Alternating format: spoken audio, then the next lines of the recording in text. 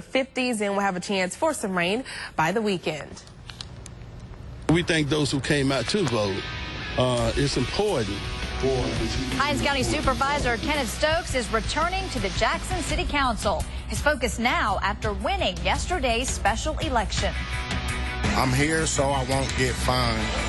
I'm here so I won't get fined. I'm here so I won't get fined. Super Bowl Media Day attitude from Seattle star running back Marshawn Lynch. And what about the Patriots' deflated ball scandal? 16 WAPT News continues right now.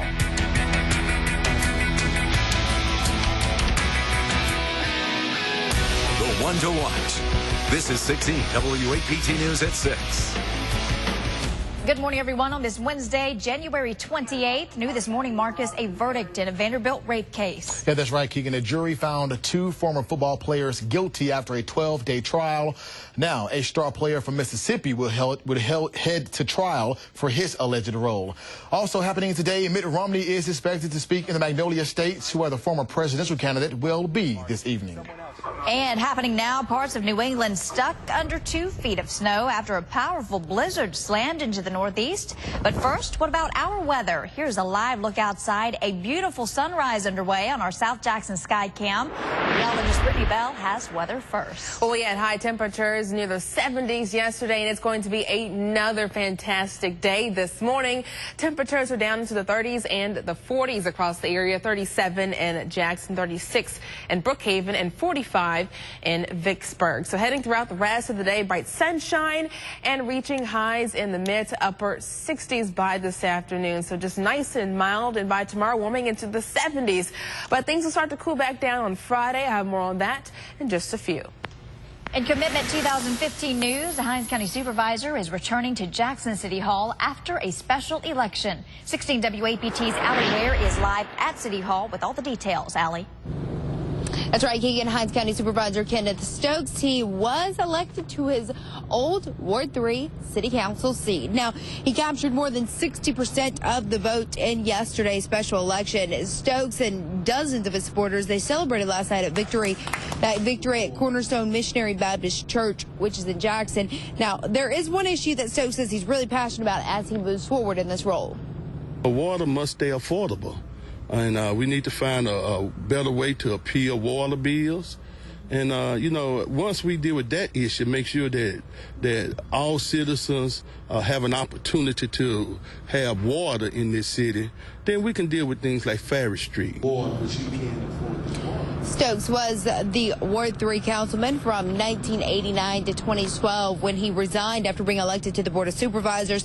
His wife, Loretta Cooper Stokes, she filled that seat until she was elected just recently as a Hinds County judge. She was sworn into that position earlier this month. Live in Jackson, Allie Ware, 16 WAPT News. All right, thanks, Allie. We continue to follow some breaking news this morning. Jordanian officials announced they are ready to trade a convicted female terrorist in exchange for a pilot being held by ISIS. Those terrorists have been holding that Jordanian pilot along with this Japanese hostage. The militants have threatened to kill the hostages unless Jordan released the convicted female terrorist. That deadline was today. Happening today, potential 2016 presidential candidate Mitt Romney will speak to a sold-out crowd of students at Mississippi State University. The school invited Romney to be a part of its global lecture series tonight at 6 o'clock. Romney got more than 55% of the vote in Mississippi in the 2012 presidential race. Earlier this month, he told a group of campaign donors he would still like to be president. Marcus, Ridgeland police are looking for 3 suspects in a credit card cloning scam. They are, Keegan, and we want everybody at home to take a look at this surveillance video that we have into our newsroom this morning. Detectives say these are the suspects using stolen credit card information to shop at stores in Ridgeland. Investigators say the victims still have their credit cards in their possession, and they had no idea anything was wrong until their credit card companies called them. If you recognize the people in the video, call Crime Stoppers.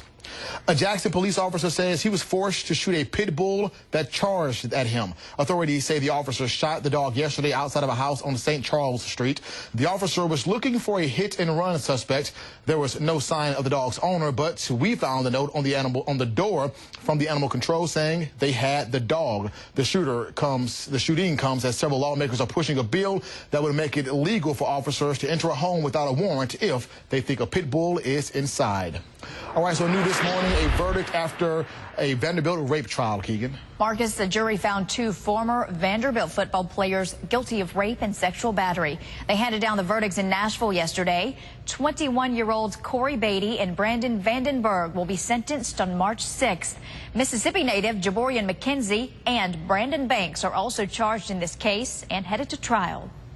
Mr. Beatty, do you take responsibility for your conduct? After seeing the footage, I do. It was me. The victim says she was unconscious when she was raped in a Vanderbilt dorm June 2013. New overnight, President Obama is back home. He touched down at Andrews Air Force Base in Maryland early this morning. He's coming off a meeting with the new king of Saudi Arabia after the passing of King Abdullah. Before traveling to Saudi Arabia, President Obama and the First Lady were in India. Happening now, New England is digging out from that massive blizzard. In fact, it's still snowing in some places this morning. As ABC's Susan Sawney explains, the storm broke records. Millions of people in New England are waking up this morning under a paralyzing blanket of snow, up to 3 feet where the blizzard of 2015 did its worst damage, and in some areas, the snow is still falling. In many parts of Massachusetts, I think you could call it, in fact, an historic event. The blizzard pummeled Boston, where snowfall might shatter records today. We're still in the middle of a winter storm of historic proportions here in the city of Boston. One snowbound resident shot this time-lapse video of her backyard deck disappearing in a mere 24 hours.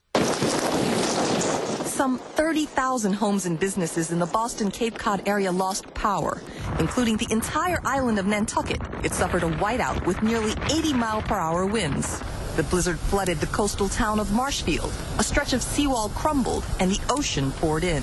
This is horrible. We walked this wall yesterday and it's gone.